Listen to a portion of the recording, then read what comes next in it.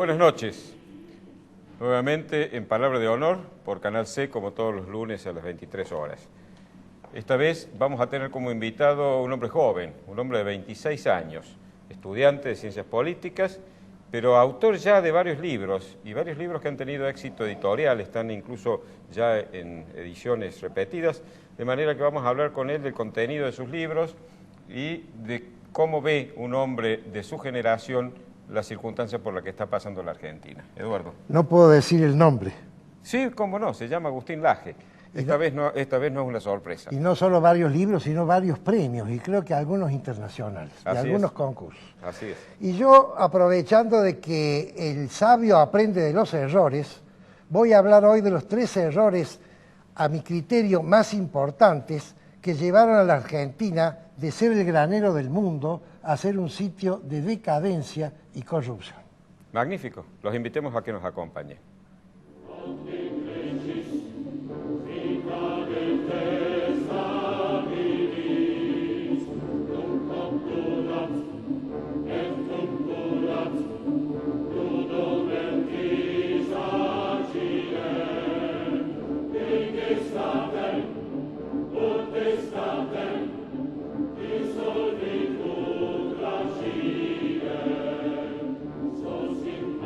Morecia Allende, Ibáñez Padilla, Administración de Propiedades y Consorcios. Claridad y confiabilidad. Morecia Allende, Ibáñez Padilla.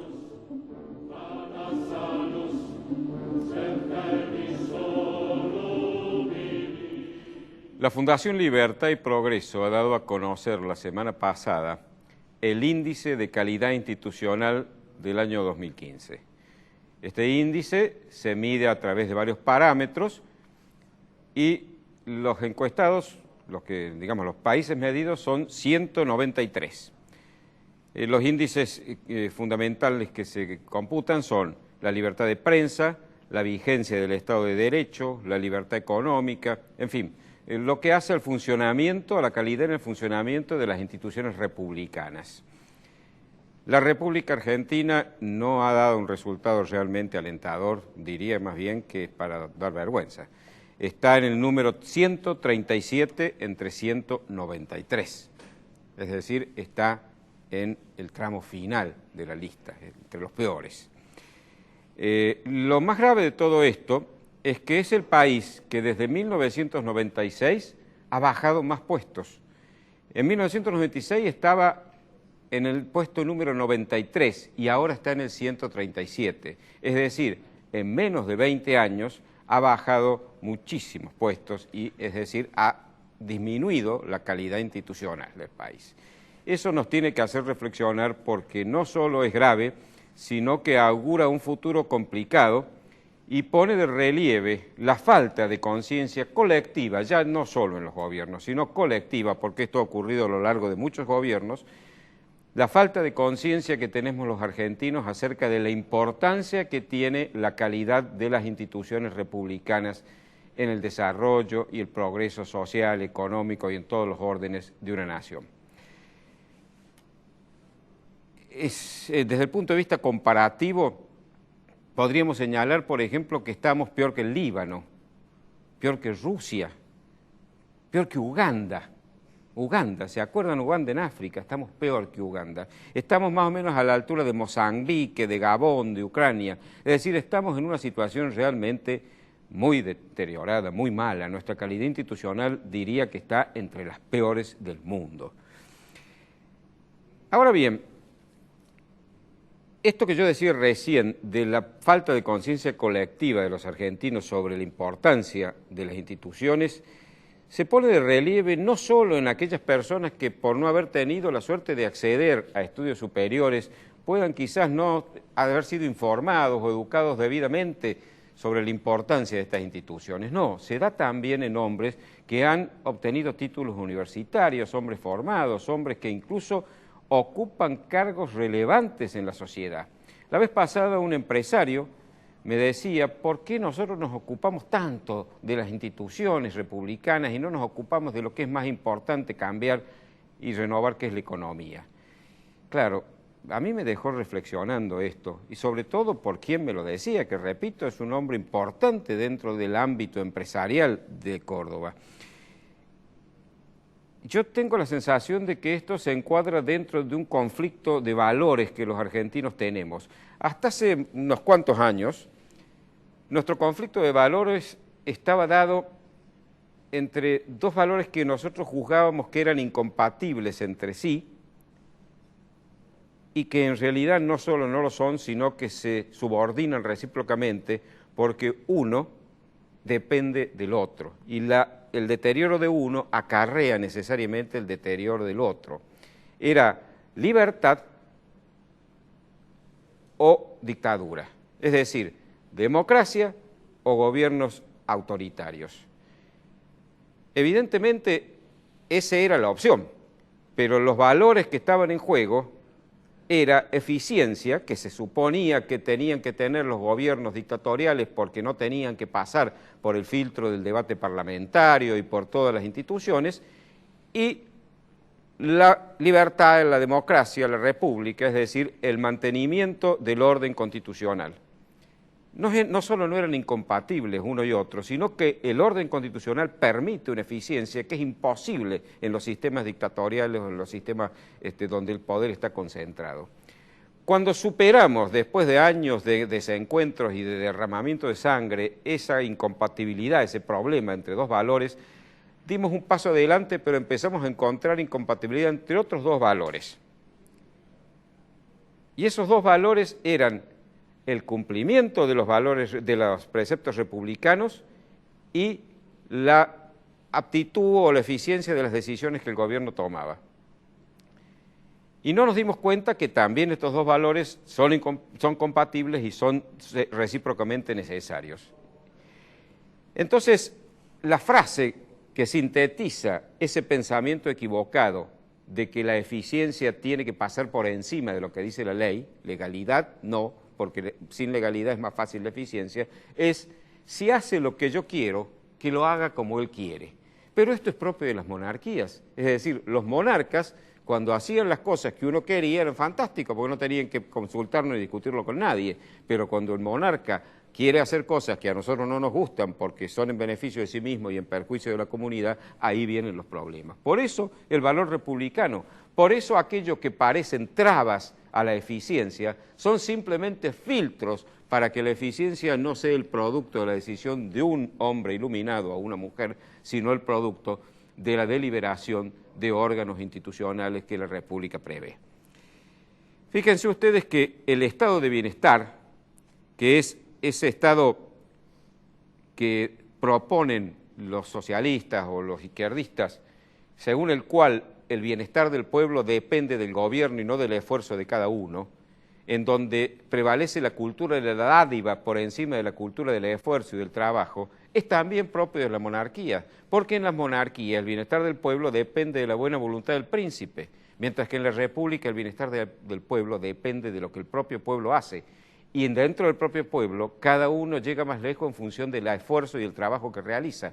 El que más se esfuerza y más trabaja, más lejos llega. En el estado de bienestar, el reparto es gracioso, lo da el rey o lo da el gobernante autoritario y populista, de acuerdo a su criterio. Por supuesto, siempre primero los amigos, los parientes y todos los que están a su alrededor. Ahora bien, esto, además de ser injusto, además de cortar digamos, el hilo de la productividad, porque no hay estímulo para ser eficiente, porque si a mí me va a ir bien de acuerdo a lo que me da el gobierno, ¿qué estímulo tengo para hacer las cosas bien, para esmerarme, para competir como debemos hacerlo, sobre todo en el ámbito de la inversión y de la productividad? Es decir, este estado de bienestar nos adormece, nos impide y nos dificulta la creatividad, el crecimiento a partir del esfuerzo. Y eso ha ocurrido en los países que han estado sometidos a gobiernos dictatoriales. La Unión Soviética, Rusia, cuando fue Unión Soviética, a lo largo de todos los años que padeció eso, que fueron más de 70, terminó en manos de una mafia que se apoderó de todas las instituciones y todas las empresas que habían sido del Estado, una mafia conformada por aquellos que habían sido jerarcas del régimen comunista. Es decir, el pueblo estaba adormecido y ellos, que eran los que estaban acostumbrados a mandar y administrar las cosas del común, se apropiaron de esas cosas y hoy son los multimillonarios. En la Argentina esto no ha llegado a esos extremos, pero lamentablemente los últimos gobiernos han adormecido la capacidad productiva y nos han hecho dependientes de la dádiva. Hay ya 2, 3 generaciones en algunas familias que viven del subsidio y la dádiva y no del trabajo de sus componentes. El gasto público en la Argentina desde el año 2004 al 2014, en esta supuesta década ganada, ha pasado de tener una incidencia del 20% del Producto Bruto Interno al 33%, lo cual significa que ha aumentado en un 67% en 10 años. ¿Ustedes se dan cuenta de lo que esto significa? El Estado se nos ha convertido en un gastador ineficiente de nuestros dineros, porque no le entra un centavo que no salga del bolsillo nuestro, de los contribuyentes. Fíjense que esta diferencia, este aumento del gasto público, no lo que hoy se gaste, lo que ha aumentado en estos 10 años, equivale al doble del presupuesto del Gobierno Nacional en educación, para que tengan una idea del desperdicio que se está haciendo, de cómo estamos malogrando recursos que deberían estar orientados en otras direcciones. Ahora la opción que se nos presenta con una elección es o cambiamos dentro del sistema para que alguien un poco más simpático, menos confrontativo, menos corrupto quizás, haga más o menos las mismas cosas o administre mejor y reparta mejor, o cambiamos el sistema, o realmente dejamos de lado este sistema populista que tanto daño nos está haciendo, o nos decidimos a cambiar de una vez por todas la dádiva del esfuerzo, la dádiva del reparto, digo, la cultura de la dádiva por la cultura del esfuerzo. Los países que están a la cabeza de este ranking de calidad institucional son 4, Suiza, Nueva Zelanda, Finlandia y Dinamarca. Y los nombro porque yo creo que son ellos de quienes debemos tomar ejemplo. ¿Qué están haciendo bien estos países para que nosotros podamos imitarlos y lograr lo que ellos han logrado? En algún momento, ahora ya no hay tiempo, me voy a ocupar de señalar algunas cosas que podemos hacer, pero por el momento les pregunto, algunos de ustedes que están mirando y escuchándome, ¿me podrían nombrar quiénes son los gobernantes de Suiza, Nueva Zelanda, Finlandia y Dinamarca? Estoy seguro que la enorme mayoría de ustedes, como yo tampoco, estamos incapacitados de dar esos nombres, no los conocemos. Y ¿saben qué? Juan Bautista Alberdi decía que el mejor gobierno es el que no se nota. Esos países no necesitan ni siquiera acordarse los propios habitantes de cuál es el nombre del gobernante. Saben que el gobernante está gobernando, respetando las instituciones republicanas, apuntando a la calidad institucional y gobernando para todos sus compatriotas.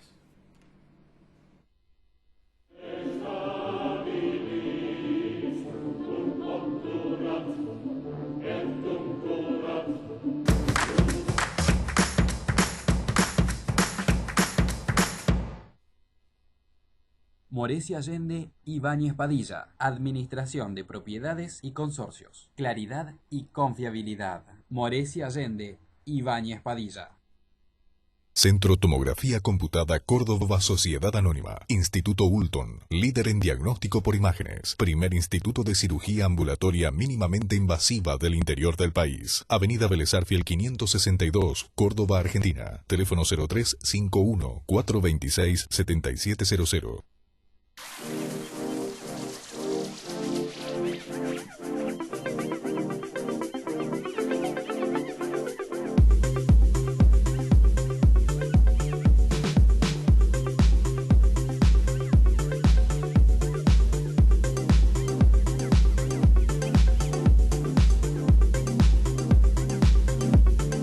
AutoCity. Los autos evolucionan. El lugar donde encontrarlos también. Maluf y Asociados, desarrollos inmobiliarios integrales, 40 años, desarrollando emprendimientos de calidad. Obispo Salguero 775, planta baja, Nueva Córdoba. Teléfono 0351 460 2381.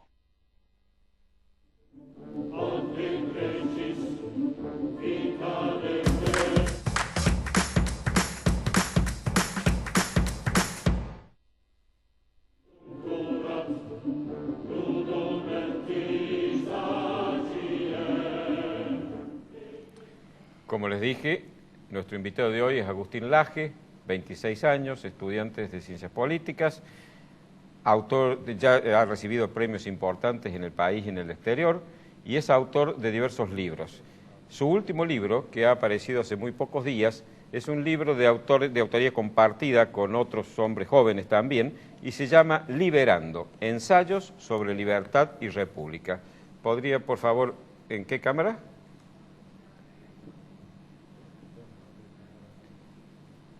Uno de los motivos por el cual lo hemos invitado a Agustín es que nos cuente de qué se trata este libro, quiénes son estos jóvenes que lo acompañan y cuáles son las ideas fundamentales. Agustín, buenas tardes, un gusto tenerte aquí. Hola Agustín, bienvenido, muchas gracias por haber aceptado la invitación. Antes de hablar del libro, si me permites, yo quiero hacerte una pregunta de carisma personal. Sí.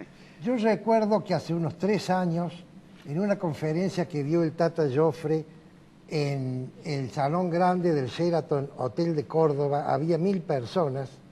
Él habló 5 minutos y dijo, yo más que hablar quiero que me hagan preguntas.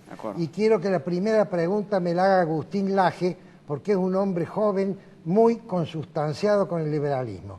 Te paraste vos, Agustín, que eras 3 años más joven que ahora, y la gente no podía creer la pregunta que vos hiciste, el nivel de la capacidad técnica de esa pregunta y cómo interesó a la gente. A nosotros nos gustaría que vos nos cuentes un poco tus inicios, cómo empiezas vos con el tema del liberalismo, con el tema de la política, con el tema de la libertad, y quién fue de alguna manera la persona que te guió, si es que existió. Bueno, todo esto empieza en verdad como una reacción, ¿no? Estoy en una época, yo tenía 15 años, iba a 4º año del colegio. ¿A qué colegio fuiste? Italia, en Urca. Y fue un colegio muy, digamos, neomarxista.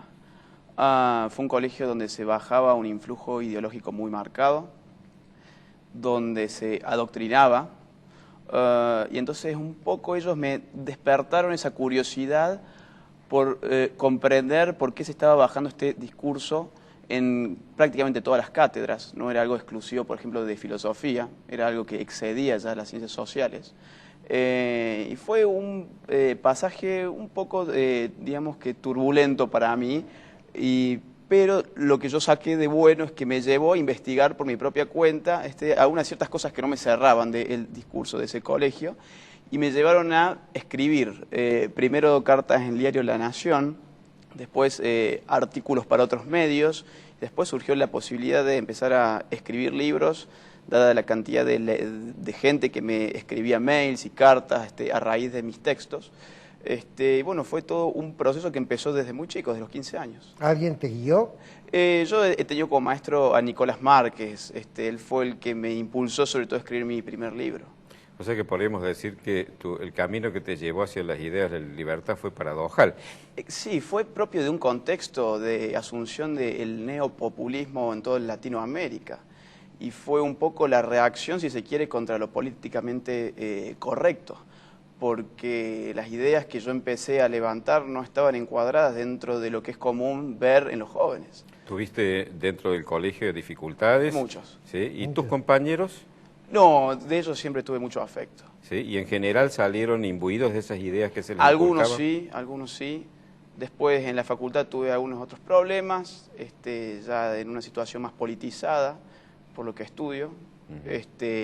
Pero sí, lo cierto es que el camino fue el camino propio de una reacción contra un orden que se intenta de bajar o meter en la cabeza de un joven. Qué interesante. ¿Qué buscás vos, Agustín? ¿Vos querés ser filósofo? ¿Vos querés ser sociólogo? ¿Vos querés ser político? Académico, diría. ¿Vos querés ser académico? Académico. ¿Vos estás estudiando? Sí, ya en verdad ya no me falta prácticamente nada. ¿Qué estás... Ciencia política. Ciencias políticas. Y En la querés Católica. dedicarte al estudio y a la enseñanza. Exactamente. Y a escribir, por cierto. Exactamente, sí. Ya tenés escrito. No en la carrera libros? práctica de la política, porque la verdad es que no me veo en ese ámbito, pero sí en la carrera. Pero has tenido algunas pequeñas incursiones en el menudeo cotidiano de la política, ¿no? Sí, pero nunca formé parte de ningún frente ni de ningún partido, digamos. Sos actualmente el director de una fundación, de un grupo de estudios que se llama Libre. Centro de Estudios Libre, que significa libertad y responsabilidad. Libre. Ah, Libre. Libre, que viene a ser libertad y responsabilidad. Ajá, correcto. ¿Querés contarnos un poco de qué se trata? Es un grupo conformado por 14 jóvenes, todos menores de 26 años, con No sé que inquietudes nosotros con Eduardo intelectuales. ya no tenemos cabida. Creo que por no puedo poco. decir. Que han pasado por un trayecto bastante similar al mío, que están desencantados con lo que ellos pueden hacer desde la política práctica y que encuentran de que las armas intelectuales son fundamentales para generar cambios éticos y políticos desde una estructura que ha tenido mucho éxito en el primer mundo, que son las estructuras de los think tanks. Esto es una organización no gubernamental que busca influir en la opinión pública y en los partidos. Eso es el Centro de Estudios Libres.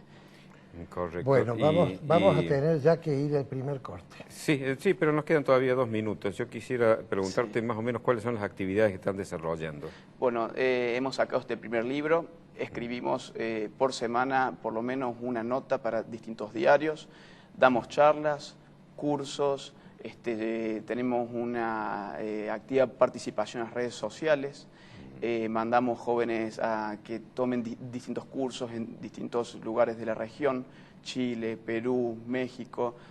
Es una organización nueva, tenemos menos de un año, pero ya hemos hecho muchas cosas. Están vinculados con una fundación alemana, ¿no es cierto? No, ¿No? Con Naumann, Naumann. Hemos hecho algunas cosas, estamos dentro del marco de HAL, que es un grupo de jóvenes, de think tanks jóvenes, que se nuclean en Naumann, pero intentamos guardar bastante independencia. ¿Los jóvenes pertenecen a Córdoba o son de todo el país? Todos de Córdoba, menos uno que está estudiando filosofía en este momento en Buenos Aires. ¿Los has nucleado vos a los Sí. jóvenes? ¿Con qué criterio? Que defiendan las ideas de la libertad y de la república. ¿Vos creés que las cosas empiezan por las ideas primero? Yo creo de que en este momento la crisis de Argentina no se puede explicar tanto ni por el orden político ni económico, sino por el orden moral, ético. Era un poco de lo que se hablaba al inicio de este programa, ¿no? Yo creo que cambiar las ideas es fundamental para cambiar a la postre las instituciones.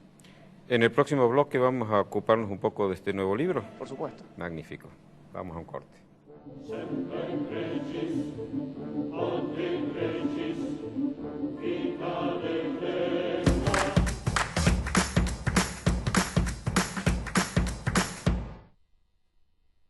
Morecia Allende, Ibáñez Padilla, Administración de Propiedades y Consorcios. Claridad y confiabilidad. Morecia Allende, Ibáñez Padilla.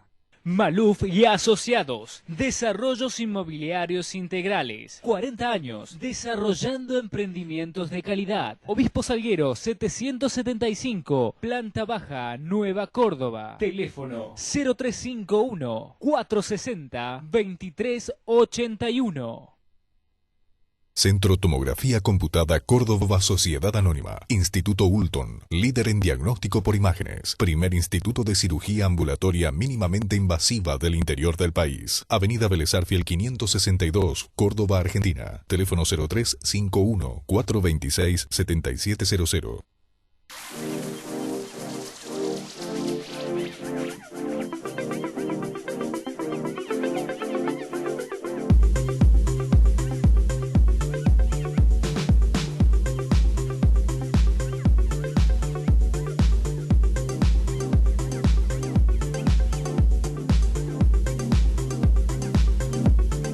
AutoCity. Los autos evolucionan. El lugar donde encontrarlos también.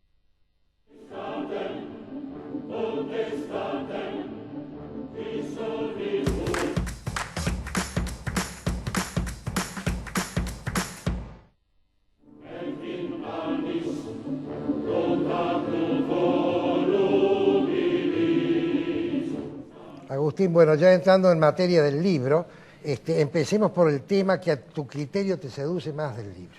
Bueno, cada joven, somos 8, hemos escrito un capítulo cada uno. No tiene un hilo conductor claro, salvo la intención de fondo, la cual es contrarrestar distintas ideas que están entre lo que no se puede discutir en política, parece ser. Una de esas, que es por lo menos el texto que yo me esforcé en trabajar, ha sido el significado de la democracia. Yo creo que lo que peor nos ha hecho el populismo es trastocar lo que entendemos por democracia. lo que ha pasado con este término es que se ha vaciado de contenido al punto de que los peores dictadores del mundo lo han tomado para sí y han intentado legitimarse a sí mismos bajo la idea democrática. Y esto no es nuevo, pensemos en la Unión Soviética, ¿no? Pensemos en el nombre de Corea del Norte. En la República Democrática Alemana. También, exactamente. Y lo que se plantea un poco allí es que podemos entender la democracia como medio o la democracia como fin.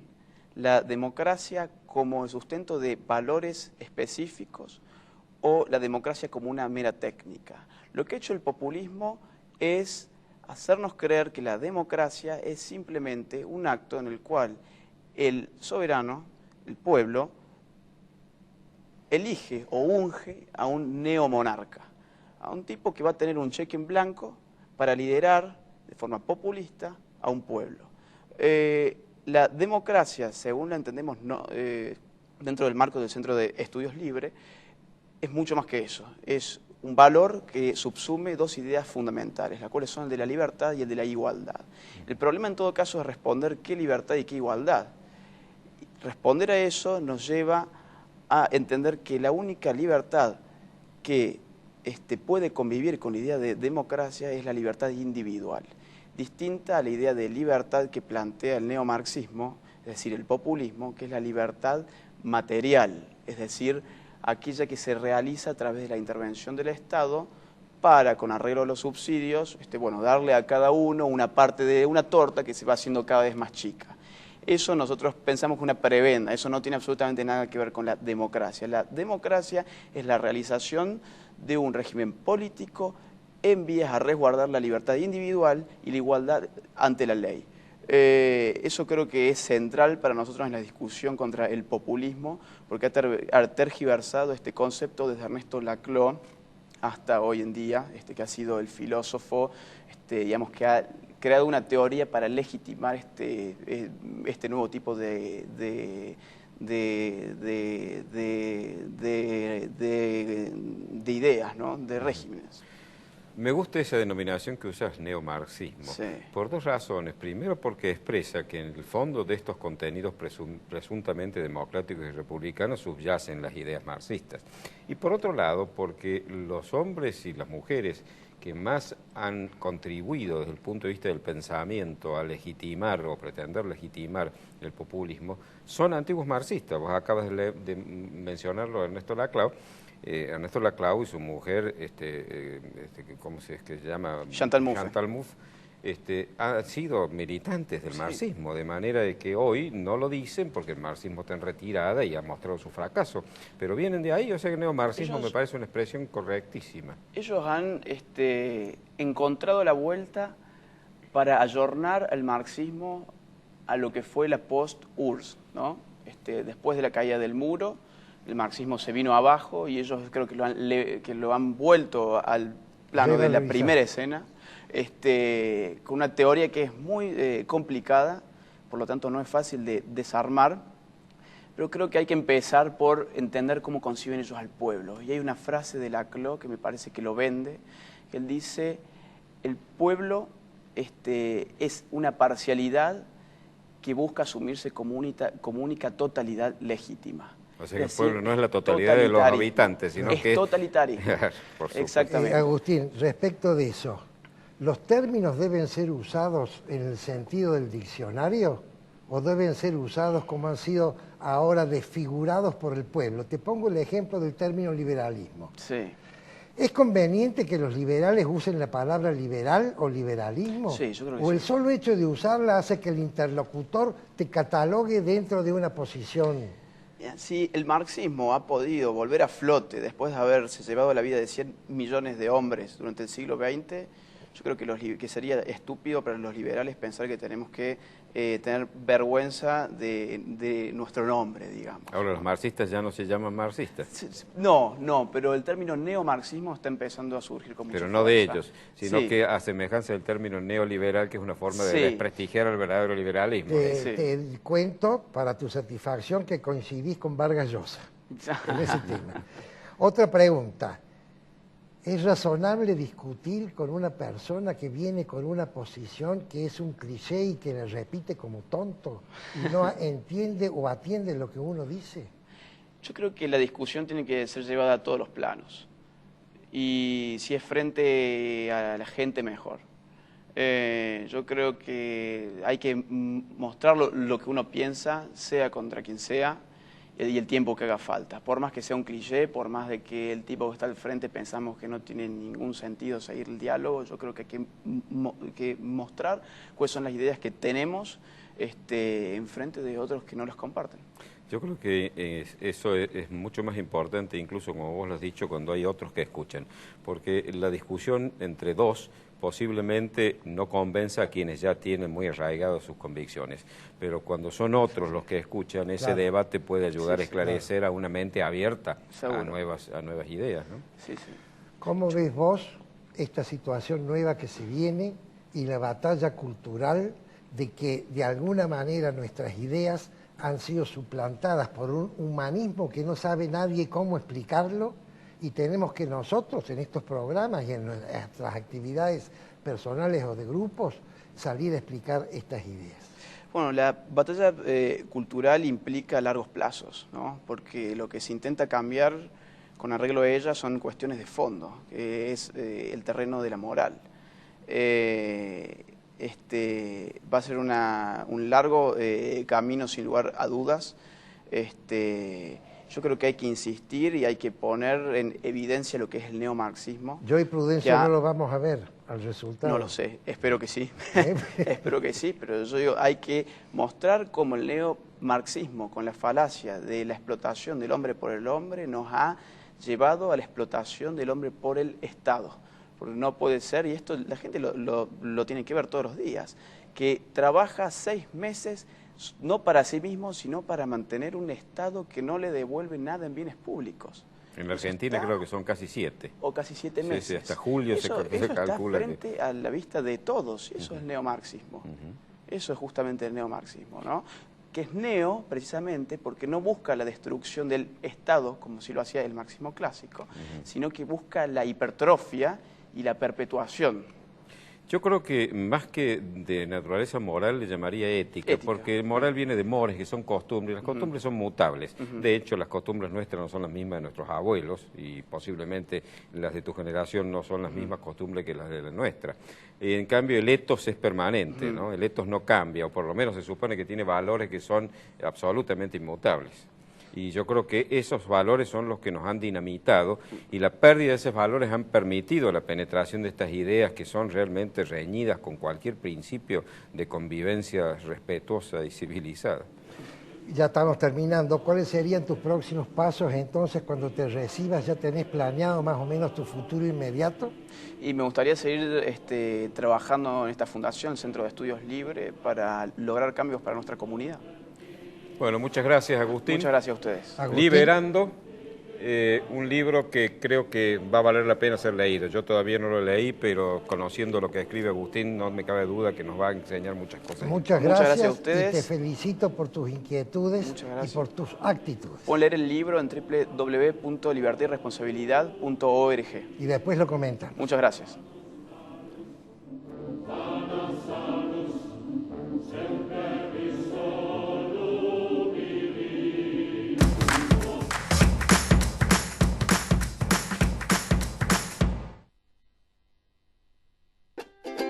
Ahora comprar tu auto es una experiencia única. Llegó AutoCity, un nuevo espacio con 0 kilómetros, usados, pista de prueba y área de servicios. AutoCity, los autos evolucionan. El lugar donde encontrarlos también. Morecia Allende y Ibáñez Padilla. Administración de Propiedades y Consorcios. Claridad y confiabilidad. Morecia Allende y Ibáñez Padilla.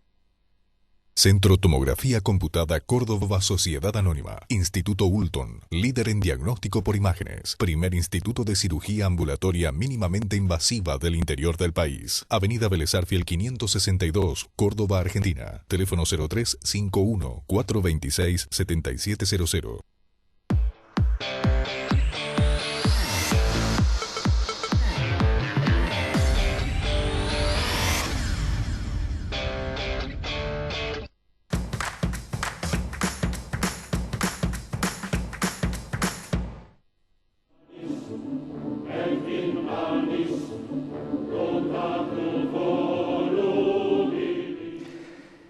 primero de los errores que nos llevaron a la situación actual de nuestro país, yo lo he titulado el descreimiento democrático.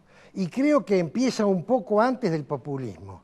El descreimiento democrático empieza en las clases dirigentes cuando, luego de que el Congreso vota la ley de sufragio universal, 3 veces gana la Unión Cívica Radical. Primero Irigoyen, después Marcelo T. y después Irigoyen nuevamente. Y entonces la clase dirigente dice, si la democracia es el gobierno de las mayorías, y en este país las mayorías son populares, no tenemos más chances de volver al gobierno. Lamentablemente, la clase dirigente que había llevado a la Argentina a ser el granero del mundo, no tuvo en cuenta el fenómeno pendular que tienen las veleidades en las sociedades. Las sociedades, después de 2 o 3 periodos, quieren los cambios. Y el ejemplo más típico es Winston Churchill. Churchill le hizo a Inglaterra ganar la guerra y después perdió las elecciones a los pocos meses después. El problema de la democracia fue solucionado por las clases dirigentes con los golpes de Estado. Entonces ellos decían, los que van a manejar el país no van a ser los que voten la mayoría, sino algunos elegidos que vamos a poner nosotros. Eso trajo 4 problemas. El primero fue que el gobierno era ilegítimo. El segundo fue que se evitó la acción de corrección y de permanente educación que tiene la democracia. La democracia con el voto castigo y el voto premio va haciendo una suerte de selección natural y eligiendo los mejores gobernantes para el futuro. Esos 2 temas están solucionados, lamentablemente por la guerra de las Malvinas. La sociedad dijo, nunca más queremos gobiernos militares. Pero quedan 2 deformaciones de la democracia que muchas personas no advierten. La primera de ellas es, o son, las innumerables trapisondas que tienen nuestros gobernantes. No las voy a explicar porque tendría que estar un año para explicarlas. Simplemente voy a enumerar su filosofía. Estas trapisondas yo las defino como utilizar el Estado para darle mayor poder al partido que está en el gobierno. Y entonces se distorsiona la cosa. La democracia ya no es para beneficio de la sociedad toda, sino que es para beneficio de la camarilla dirigente. Y la cuarta deformación es el reverso de la moneda. Veamos la actitud ahora no del gobernante, sino del gobernado. El gobernado se convierte en cliente y entonces en su voto elige no el mejor para la sociedad, sino aquel gobernante que él cree que va a mantener la prebenda que él tiene. Y entonces se distorsiona totalmente el sistema. Pasemos a la segunda. La segunda es la falta de república, la inexistencia de la república. ¿Cuándo perdimos la república? Ustedes se van a asombrar. Nosotros hemos perdido la república en el año 30 y la hemos recuperado en brevísimos y cortísimos lapsos en toda nuestra historia.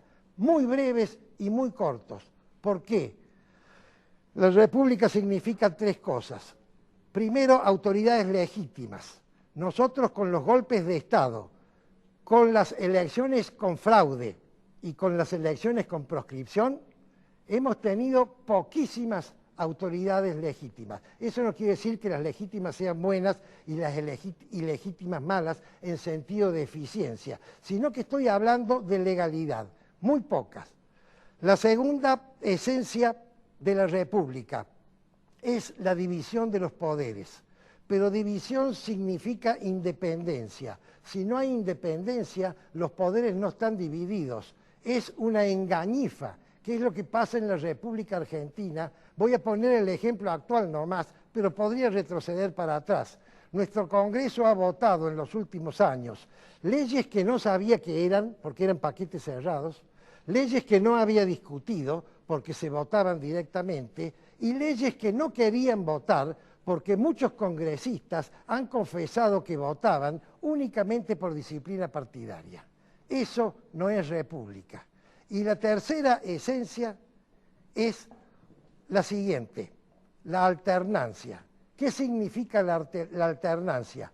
Que que los gobernantes van cambiando. ¿Por qué? Porque justamente eso es lo contrario a el gobierno monárquico absolutista, pero además por una razón que se estudia muy bien en la ciencia de la administración.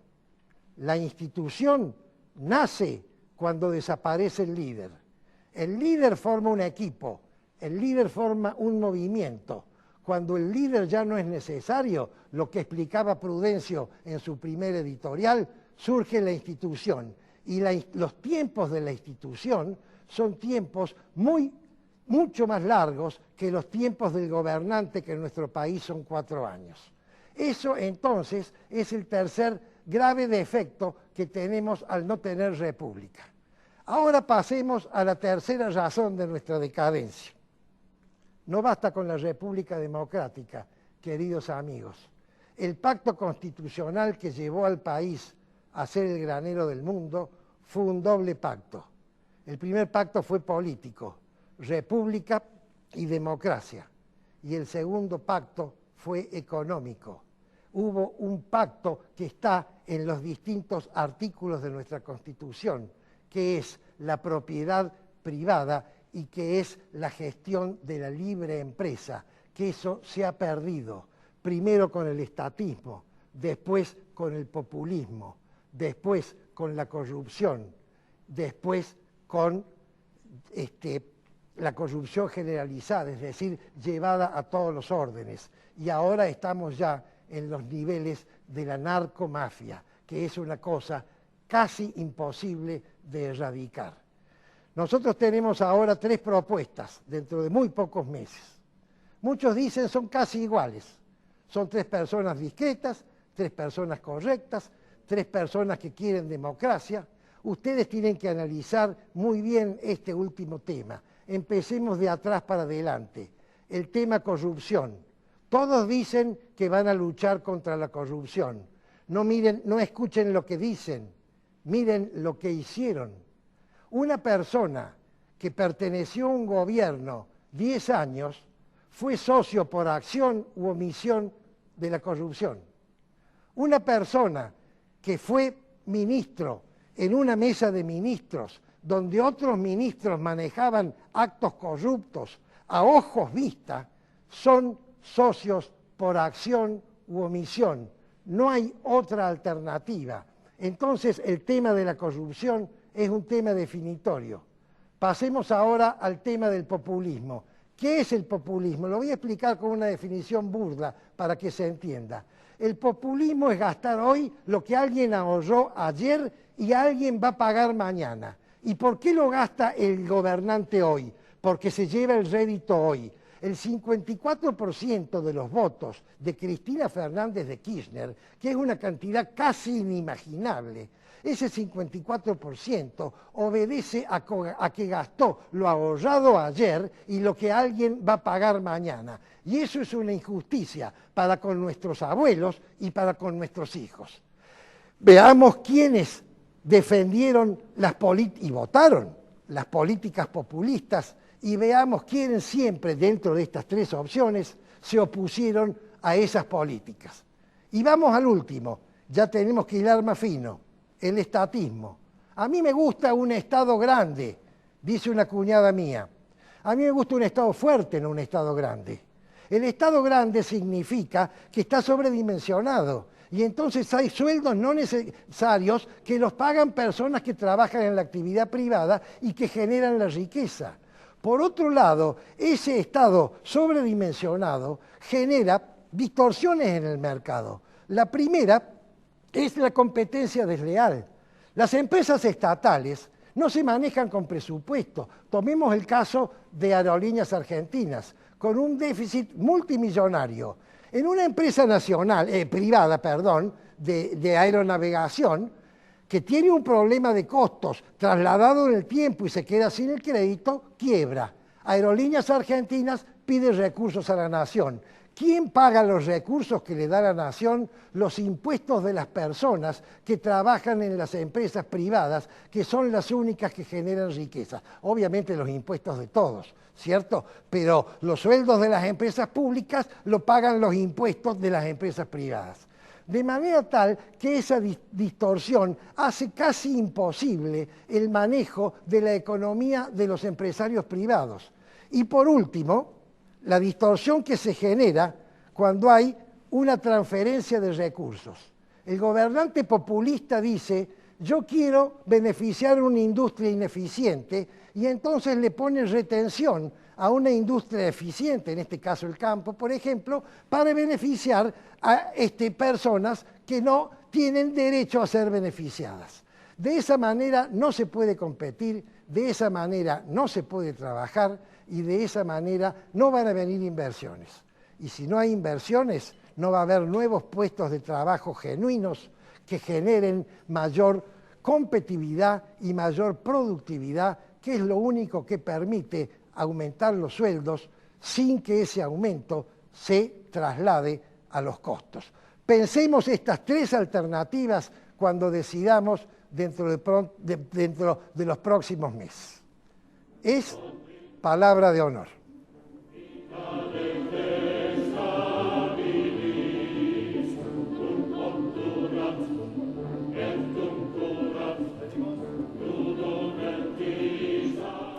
Eduardo acaba de mencionar que la Argentina ha llegado a un punto tal de deterioro de sus instituciones y de la ética, del comportamiento de sus ciudadanos, que estamos inmersos en lo que él llama la narcomafia, es decir, un estado narcomafioso.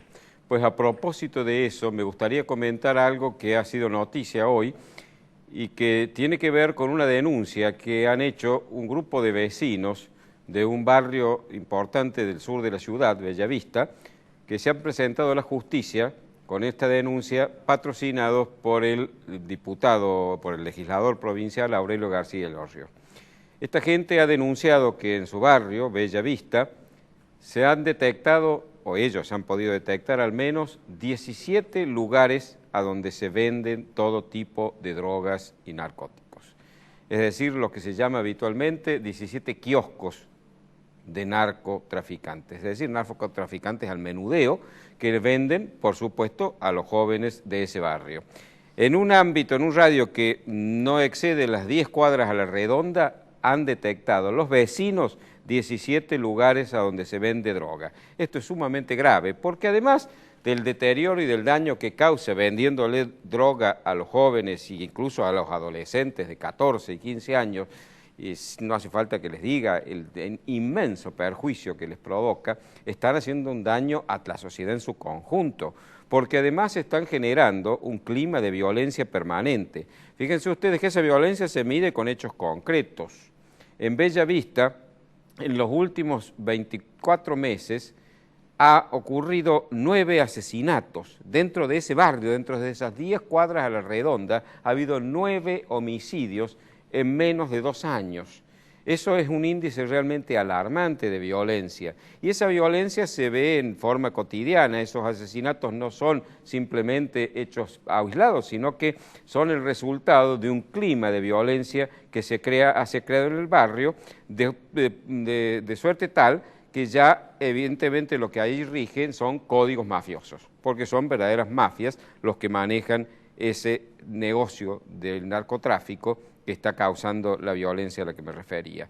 Esa violencia urbana está afectando terriblemente a las familias que viven allí, no solo porque a muchas de ellas, en un porcentaje realmente alarmante, le está afectando a sus propios hijos, que terminan o metidos en la droga o metidos en ese negocio del narcotráfico, que es aún peor, sino que además son víctimas de la violencia y si ellos quieren hacer denuncias, están expuestos a tener represalias sumamente graves. Por eso esta denuncia la ha hecho García Elorrio manteniendo el silencio en el anonimato, los nombres de los vecinos, porque de lo contrario van a ser víctimas de represalias que pueden llegar incluso hasta la muerte. Porque además esta gente se maneja en un clima de espectacular impunidad. Es increíble que las condenas que esta gente sufre son mínimas. Desde el punto de vista porcentual son pequeñísimas al lado de los crímenes que permanentemente están cometiendo. Y otra cosa que se ha notado en este barrio es una disminución de la edad de los que consumen droga y de los que delinquen, que andan además armados con armas de última generación, armas automáticas y armas grandes. Dice esta gente que muchos de ellos llevan pistolas de 9 milímetros, que es un arma realmente poderosa, un arma importante. Ahora bien, todos los vecinos lo saben, todos los habitantes de la ciudad ya lo sabemos también. Es más, es muy fácil, si uno va por un barrio y ve zapatillas colgadas en los cables de la luz, ahí se sabe que están vendiendo droga. Ahora, parece que los únicos que no lo saben son la policía y el gobierno. Ellos no lo saben. Todos nosotros sí, los vecinos lo ven todos los días y ellos no lo saben. ¿Qué está ocurriendo? ¿Qué hay detrás de esto? ¿Hay una complicidad? ¿Hay desde el poder una impunidad que se les está dando a esta gente? ¿Hay vinculaciones entre una cosa y otra? No lo sé. He hablado en varias oportunidades de los actos de corrupción que uno ve desde el gobierno, de cómo se utilizan los recursos públicos en beneficio de los gobernantes y no de los gobernados. Pero me genera la duda realmente si esta impunidad, este supuesto desconocimiento por parte de la policía y del gobierno de estos sucesos realmente tan graves, tan terriblemente graves para la sociedad, no están siendo el producto de una complicidad con ellos. No lo sé, ojalá que no sea así, pero además hay otros elementos que nos llevan también a fortalecer esa hipótesis. No nos olvidemos que no hace tanto tiempo, hace pocos meses, que Córdoba se ha visto sacudida por algo que ya, por supuesto, ha sido superado por actos de corrupción gravísimos, pero que no debemos olvidar, el llamado narcoescándalo. El narcoescándalo que comprometió a la cúpula de una unidad policial que era la Brigada Antinarcóticos, que terminó por supuesto descabezada, y a un conflicto incluso entre la Policía Federal y la Policía de la provincia, e incluso es una disputa que llegó a los niveles también de la Justicia Federal y la Justicia Provincial, con cargos mutuos que dejaban realmente la impresión de que había sectores del gobierno y de la policía que estaban operando en favor de este delito y de esta mafia tan peligrosa. Reitero, no lo puedo afirmar, no puedo afirmar algo que no me consta ni puedo probar, pero me deja sumamente preocupado y espero que el haber hecho público esto y haber los medios tomado noticia y habernos informado a todos de lo que está sucediendo en Bella Vista, que sin duda es una muestra de lo que está sucediendo en toda la ciudad, espero que esto sea realmente un llamado severo de atención para la policía, para el gobierno provincial, y que a partir de ese llamado de atención las cosas cambien y empecemos a ver que la policía actúa como corresponde, con eficiencia, y que la justicia condena a quienes tanto daño están haciendo a Córdoba y a sus habitantes.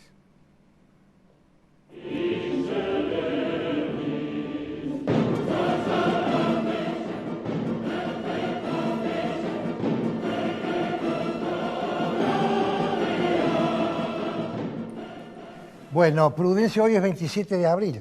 ¿Sí? Hay una calle de Córdoba que se llama 27 de abril. Así es. A mí me gustaría que vos expliques por qué, si sabés, y que vos digas quién fue Quebracho, por qué Quebracho fue lo que fue, por qué dejó de ser lo que fue, y cuál es la relación de Córdoba con la metrópoli. En 2 minutos, de los cuales vos ya has utilizado 30 segundos, es muy no puedo. Pero simplemente quiero decir lo siguiente. Hasta el año 1852, hasta la batalla de Caseros, gobernaba en Buenos Aires Juan Manuel de Rosas, dominaba todas las demás provincias bajo un supuesto federalismo elevado a la categoría de santa causa. En realidad ejerció el centralismo más terrible que hemos conocido en nuestra historia, y en Córdoba gobernaba, siguiendo sus mandatos, Manuel López, apodado Quebracho, un hombre sencillo, un hombre productor agropecuario que, bueno, llegó al gobierno para cumplir las órdenes de Juan Manuel de Rosas desde Buenos Aires. No era brillante, tengo entendido. No, posiblemente no, pero ha habido hombres que han sido eficaces sin ser brillantes. Desgraciadamente, López, que creo que no era una mala persona en el sentido de que fuera un corrupto, pero sin embargo un hombre subordinado a lo que Rosas le mandaba. Cuando cae Rosas en Caseros, por supuesto inmediatamente se recicla la legislatura y el propio López, y después de haber calificado de loco, salvaje, unitario a Urquiza, cuando se pronuncia contra Rosas, después de la batalla de Caseros, empiezan a quitar los retratos de Rosas de todas las oficinas públicas y empiezan a cantar loas a Urquiza. Esto no alcanzaba, y un grupo de hombres que vieron la necesidad de producir en Córdoba un cambio equivalente al que se había producido en todo el país, decidieron voltear el gobierno. López se fue a su estancia, dejó a su hijo José Victorio a cargo del gobierno, quien nombró ministro de gobierno a un hombre muy prestigioso, el doctor Alejo Carmen Guzmán, para apaciguar un poco los ánimos. No obstante eso, el 27 de abril de 1852, un grupo de gente se encaminó hacia la Casa de Gobierno y sin que hubiera derramamiento de sangre, el gobierno cayó y se eligió gobernador precisamente a Guzmán, Alejo Carmen Guzmán, que fue un hombre realmente un verdadero federal y un gobernante eficiente. Esa es la historia que da lugar al nombre de la calle. Bueno, muchas gracias, Prudencio. Se nos acabó el tiempo. Era importante hablar de este tema porque es el día de hoy y nos encontraremos el lunes próximo, si Dios quiere.